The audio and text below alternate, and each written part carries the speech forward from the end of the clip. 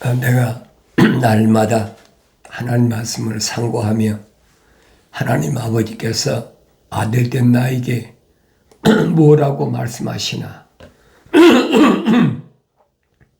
항상 귀를 기울여야 됩니다. 아버지께서 아들에게 하신 말씀은 타국 여인, 음녀 이런 자들로부터 멀리하라. 어떻게 멀리하나? 구체적으로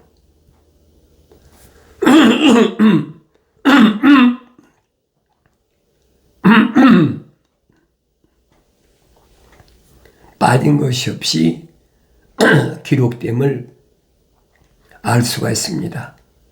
그래서 너희는 주의 책을 찾아서 자세히 읽어보라 그랬어요.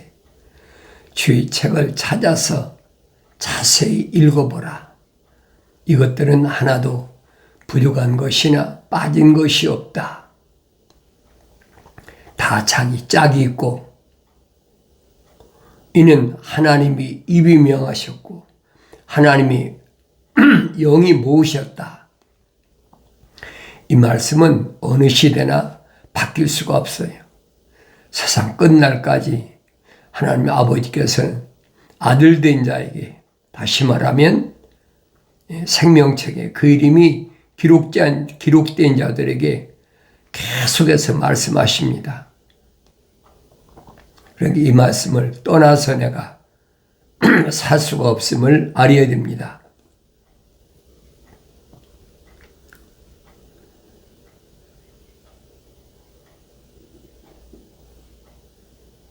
네 물통의 물들과 네 우물에서 솟아나오는 물들을 마시라 그랬어요.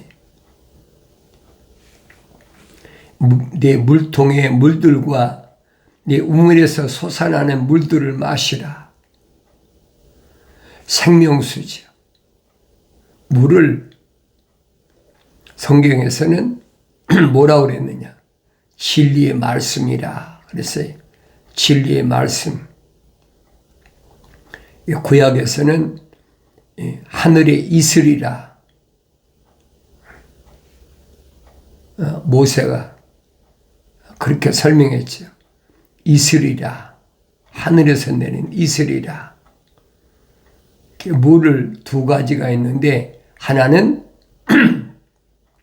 생수가 있고 하나는 건수가 있어요. 생수는 어디서 나오느냐? 반석을 뚫고 들어가야 생수가 나오잖아요. 반석은 뭘 가리킵니까? 하나님의 아들을 가리키잖아요. 하나님의 아들이 십자가에 못 박혀 죽으시고 나온 그 물, 그 생수란 말이에요. 그 생수로 항상 내 마음속에서 흐르게 하라. 물통의 물들과 내 우물에서 솟아나오는 물을 마시라.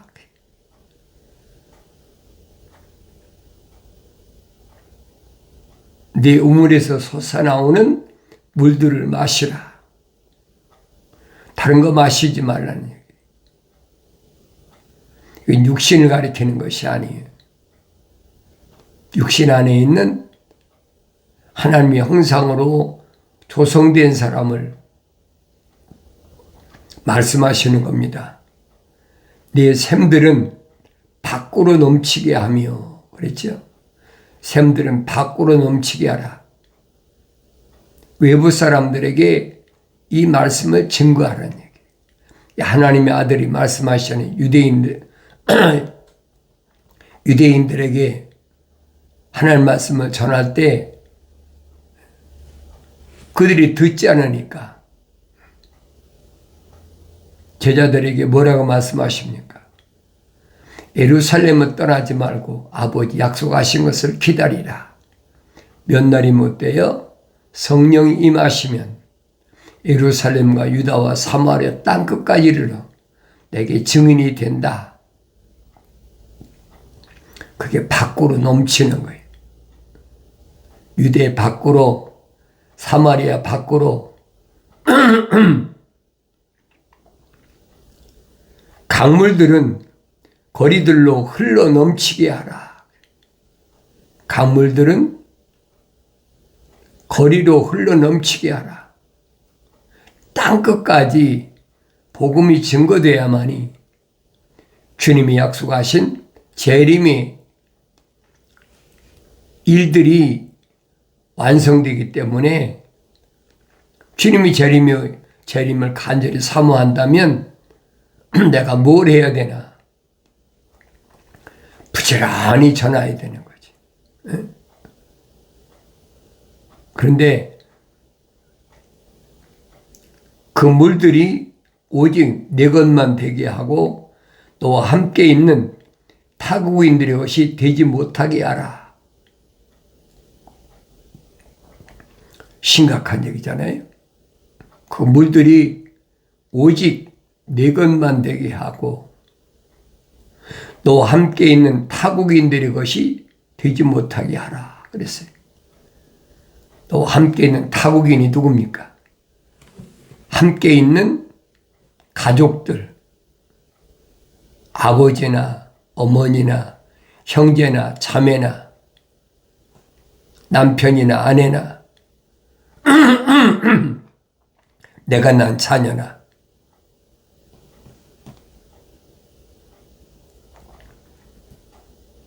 함께 있는 타국인, 한 가족인데도 그 이름이 생명책에 기록되지 않은 사람들이 있다는 얘기.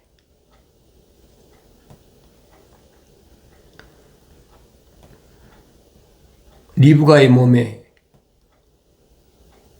이삭이 20년 동안 기도했는데 20년 동안이나 자식을 낳지 못해서 기도에서 나온 쌍둥이 에서와 야곱인데 야곱은 하나님의 사랑의 거룩한 생명호흡이 들어갔고 에서는 안 들어갔다는 얘기. 이게 기독교 원리예요, 여러분. 하나님은 하나만 창조하셨다는 거예요. 왜 그런다고 그랬어요? 경건의 씨를 위해서, 거룩한 씨를 보존하기 위해서. 그러니까 한 집에 있는 너를 낳아준 부모나 같이 난 형제나 자매나 또 내가 난 자녀나 남편이나 아내, 하나님 말씀을 전했을 때 듣기 싫어하면 그들에게 전하지 말라는 얘기예요. 심각한 얘기 아닙니까? 예수 믿으면 가족이 화목하고 예수 믿으면 자녀들이 잘 되고 정반대잖아요. 세상에서 윤리와 도덕적으로 그렇잖아요.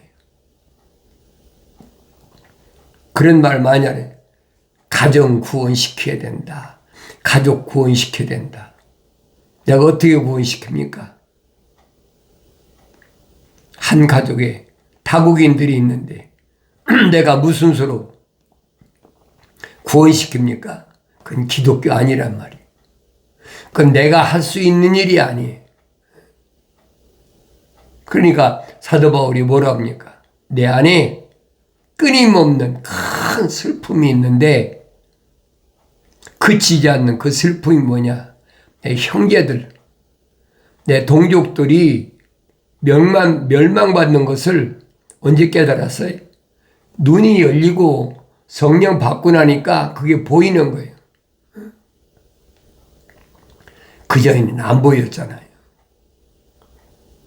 근데 성령 받고 나니까 마음에 큰 근심, 떠나지 않는 큰 근심이 있다는 거예요. 그래서 그때 마음에는 무슨 마음을 가졌느냐? 내가 하나가 차라리 희생되고 형제들이나 동족들이 유대인들이 다 구원받을 수만 있다면 차라리 그리스도와 나와의 관계가 끊어지기를, 내가 저주받기를 바랐겠다. 그렇게 바울은 생각했다는 거예요. 바울이 어떤 마음으로 로마서를 기록했나를 내가 성령 받기 전에는 바울의 심정을 알 수가 없어요. 눈에 보이잖아요. 형제 자매들이 어떻게 될 것인가. 그렇다면 주님께서 왜 자기 모친이나 형제 자매들이 있는 가운데 뭐라고 그럽니까? 누가 내 형제고 자매고 모친이냐? 그 말이 깨달아질 거 아닙니까? 그 말이 깨달아지지 않으면 그 이름이 생명책에 기록된 사람이 아니고 그 사람은 에서와 같은 사람이다. 이삭이 20년 동안이나 기도해서 낳았는데도 기도해서 낳았다고 그래서 다 야곱 같은 사람이 아니에요. 그 사람은 하나님이 미워했다. 그런 사람을 사도 바울은 누구래? 자연인이다. 그렇게 표현했습니다. 그 자연인을 잠언서 기자는 타국인이다. 그래서 타국인, 너와 함께 있는 타국인. 이게 분별이 안 돼요. 성령 받아야 분별이 됩니다. 내 형제든 자매든 친척이든. 그러니까 내가 세상을 살아가는 동안에 어떻게 살아가야 되냐. 나 한 사람 보존하기도 힘들어요. 왜냐하면 사방에 타국인으로 꽉 찼잖아요. 개인적으로나 민족적으로나. 여러분 성령 받고 눈을 뜨고 보시라고요. 음료들로 가득한 세상. 이런 불못과 같은 세상에 하나님이 왜 나를 이 세상에 보내셨나? 단련시키려고. 불순물을 다 빼버리려고. 순수한 말씀에 촛대를 만드시려고. 세상에 보내신 걸 알아야 될 거 아닙니까? 나의 하루하루는 한 번에 제거되는 것이 아니에요. 날마다 세상을 살아가면서 한 가지 한 가지씩 불순물이 다 제거해야 돼. 완전히. 그래서 요한계시록 가면 순금등대라 그렇게 표현했어요. 순금등대. 100% 금. 오직 하나님의 말씀만 100% 믿고 오직 하나님 명령에 100% 순종하는 사람. 그게 하늘 아래서 완성된 사람이에요. 그 사람을 만들기 위해서 하나님께서는 아들을 2000년 전에 세상에 보내신 걸 알아야 돼요. 세상에 무엇로도 씻을 수 없는 죄를 아들을 보내서 십자가에 못 박혀 죽으심을 통해서 어린 양의 피로 깨끗이 정결하게. 그래서 그런 사람을 흰옷 입었다. 흰옷 입었다.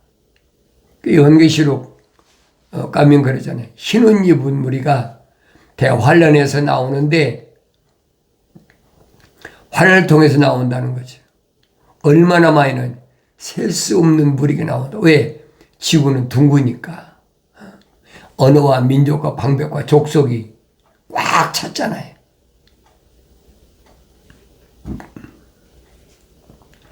그러니까 대환란이라는 것이 공포스러운 것이 아니에요. 하나님의 마지막 추수의 과정인 것을 내가 알아야 됩니다. 그래서 그 물들이 오직 내 것만 되게 하고 그랬죠. 너와 함께 있는 타국인들의 것이 되지 못하게 하라. 이 얼마나 심각한 말인가 잘 아셔야 돼요. 오히려 그 물을 길에 넘치게 하라 그랬어요. 그래야만이 그 물을 사모하는 사람이 따로 있잖아요. 그 물을 사모하는 사람들에게 그 물을 마실 수 있게, 이런 하나님 말씀을 내가 올바로 깨달아야 됩니다. 이런 하나님의 말씀은 계명은 등불이 된다. 계명은 등불, 어두운 밤에 빛이 된다. 하나님의 아들이 분명히 너는 세상의 빛이라. 빛, 어두운 세상의 빛. 다윗은 궁창의 확실한 증인, 달이다. 반사체, 빛이라는 거예요. 빛이 되는 것이 아니에요.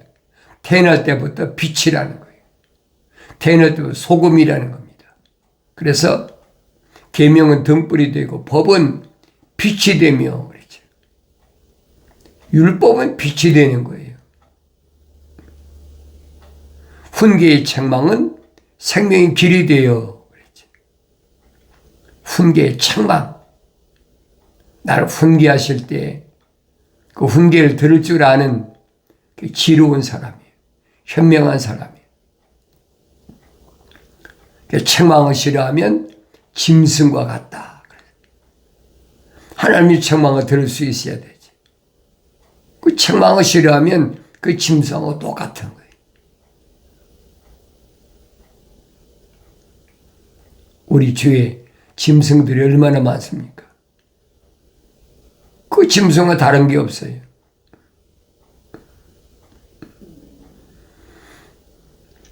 너를 악한 여자로부터 타국 여인의 아첨하는 혀로부터 지키기 때문이라. 타국 여인, 생명책에 그 이름이 기록되지 않은 사람으로부터 너를 지키기 위해서 계명도 주시고 율법도 주셨다라고 성경은 설명하고 있어요. 소홀히 하지 마세요. 계명이 얼마나 중요한가. 하나님의 아들이 2000년 전에 설명하잖아요.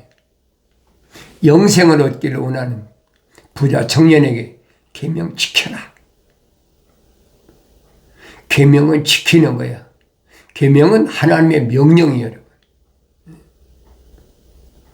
그 명령을 안 지키면서 계명이 이렇쿵 저렇쿵, 뭐 계명 바꾸는 것들도 있잖아요.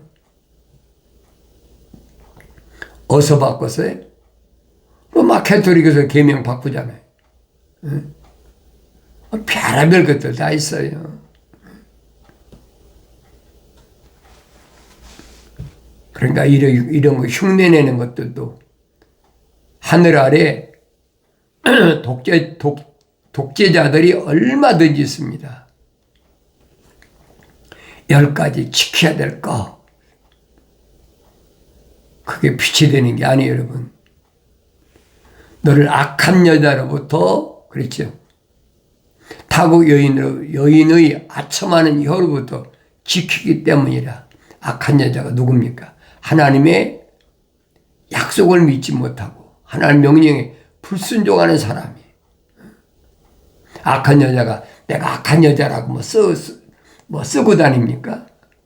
껍데기는 똑같아요. 오히려 그런 사람들이 휘황찬란하게 사람들을 미혹하려고 요란 딱딱하게 얼마나 미혹하려고 하는 거죠.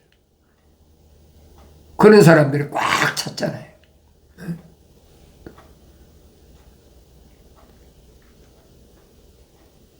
아첨하는 타국 여인으로부터 너를 지키기 때문이라. 그녀의 아름다움을 쫓아 내 마음에 정욕을 품지 말며 그녀가 자기 눈꺼풀로 너를 붙잡지 못하게 하라. 음녀가 요한계시록 가면 뭘로 나오느냐?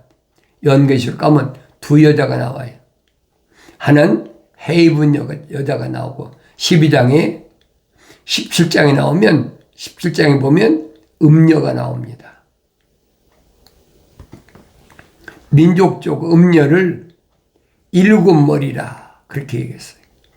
이 음탕한 여자가 일곱 머리 10뿔을 가졌다. 내가 성경을 빠짐없이 읽어봐야 아는데 성령 받고 읽어야 안다. 그래 잊지 말아야 돼. 그래서 이 음녀가 일곱 머리 10뿔을 가졌다. 또 일곱 호리병을 가진 일곱 천사 가운데 하나가 와서 나와 대화하여 말하기를 이리 오라. 많은 물을 위에 앉은 그 큰 창녀의 심판을 내게 보여주리라. 그랬죠. 많은 물. 세상에 많은 물이 있죠. 세상을 뭐라고 그랬습니까? 5대양 6대주. 물이 75%. 육진이 25%밖에 안 돼요. 지구라는 곳에는. 그런데 그 많은 물 위에 앉은 음녀를 심판하는 모습을 보여주겠다. 땅의 왕들도 그녀와 더불어 음행하였고 땅에 사는 자들도 그녀의 음행이 포도주에 취하였도다 라고 하고 그가 나를 영 안에서 광야로 이끌어가니라. 또 내가 보니 한 여자가 주홍빛 짐승 위에 앉아 있는데 그 짐승은 하나님을 모독하는 이름으로 가득하고 일곱 머리와 10뿔을 가졌더라. 그렇지. 일곱 머리 10뿔. 일곱 머리 10뿔을 마셔야 눈이 열린 거예요. 일곱 머리 10뿔은 하나님께서 아브라함에게 내 후손이 이방 땅에 가서 400년 만에 돌아오리라. 그래서 하나님께로부터 부르심을 받은 아브라함이 후손이 이방 땅에 가잖아요. 언제 갑니까? 야곱 때 가잖아요. 그래서 애굽, 아수르, 바벨론, 메대, 파사, 헬라, 그 다음에 로마, 7 아닙니까? 이게 7머리예요. 7머리에는 10뿔이 있다. 10뿔이 뭡니까? 이 로마가 망하고 파생된 10발가락을 10뿔이라 그랬어요.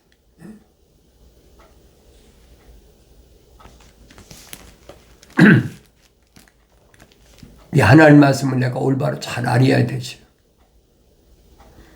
땅의 왕들도 그녀와 더불어 음행하였고 땅에 사는 자들도 그녀의 음행의 포도주에 취하였도다라고 하더라.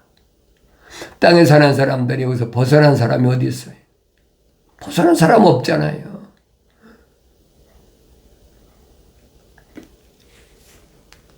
유대인들은 분명히 메덴 나라까지 심판이 끝나고 징계지 징계. 페르시아, 지금 이란이요. 페르시아의 코레스 왕이 정권을 잡았을 때 다 귀환시키지. 예루살렘으로 귀환시키잖아요. 하나님 명령이니까. 자기 마음대로 할 수 없는 거예요. 그렇지만은 세상은 바사가 멸망하고 그 다음에 헬라가 또 망하고 로마가 두 종아리 로마가 망하고 그 다음에 열 발가락이 시작되다. 지금 말하면 이유란 말이에요. 이유. 그 열 발가락 시대가 끝나면 주님이 오신다라고 다니엘을 통해서 확실히 말씀하셨잖아요. 나와 여러분이 지금 열 발가락 시대 마지막에 와 있어요. 어떻게 마지막에 와 있는 걸 아느냐? 열 발가락 시대에 뭐가 있다고 그랬어요?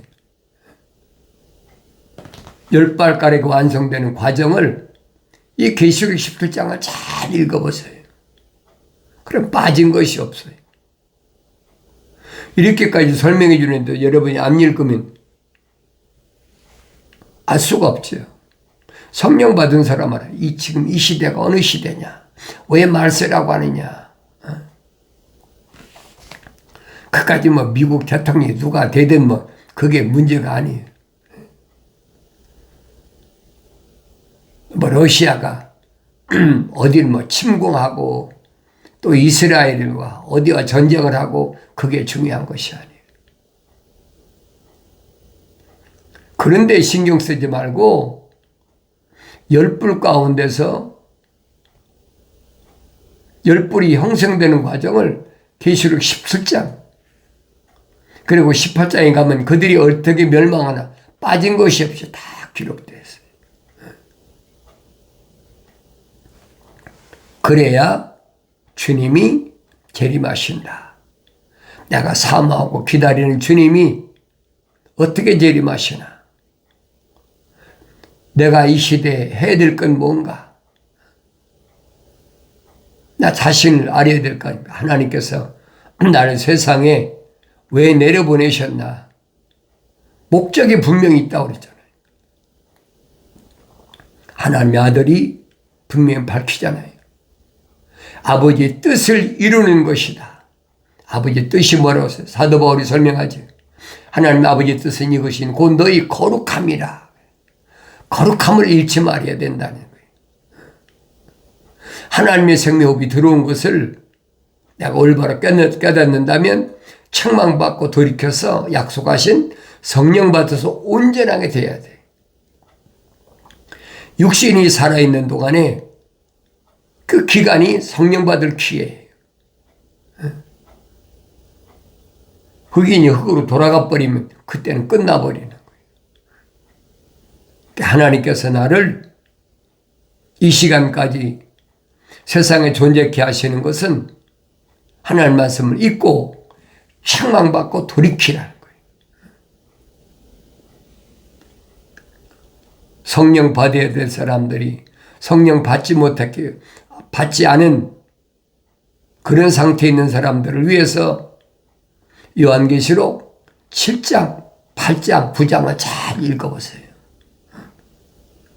하나님 아버지의 마지막 사랑의 손길이 어떻게 나타나고 있나? 그게 보여야 돼요. 한 번 읽어서 알지 못하면 기도하고 또 읽고 되새김질하고 또 읽고. 그래서 성령 받으면 그때 하나님 말씀을 통해서 하나님의 거룩한 뜻을 온전히 깨닫는 복된 은혜가 있어지는 줄로 믿습니다.